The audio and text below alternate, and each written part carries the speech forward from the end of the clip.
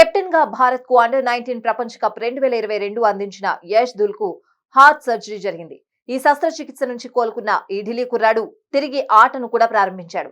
ప్రస్తుతం Delhi and district cricket association ఆధ్వర్యంలో జరుగుతున్న ఢిల్లీ ప్రీమియర్ లీగ్ లో యష్ దుల్ ప్రాతినిధ్యం వహిస్తున్నాడు.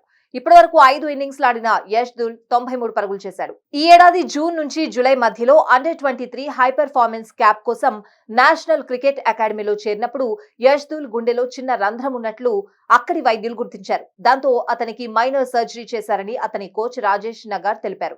యష్ దుల్ కు జరిగింది చిన్న శస్త్రచికిత్స. అతను 15 రోజుల్లోనే కోలుకున్నాడు. ప్రస్తుతం ఆట ఫిట్నెస్ పరంగా అతను 100% ఫిట్ గా లేడు. కానీ 80% ఫిట్నెస్ సరిపోతుంది. అతని గుండెలో గుర్తించింది చిన్న రంధ్రమే. అది పుట్టుకతోనే ఉంది, కానీ ఇప్పుడు బయటపడింది. అతను త్వరలోనే తన ఆటతో అత్యుత్తమ స్థాయికి చేరుకుంటాడు అని రాజేష్ పేర్కొన్నాడు. దుల్ కు గత నెలలో సర్జరీ జరిగింది. కెరియర్ ఆరంభంలోనే యష్ దుల్ ఎత్తుపల్లాలను చూశాడని ఫ్యాన్స్ కామెంట్స్ చేస్తున్నారు.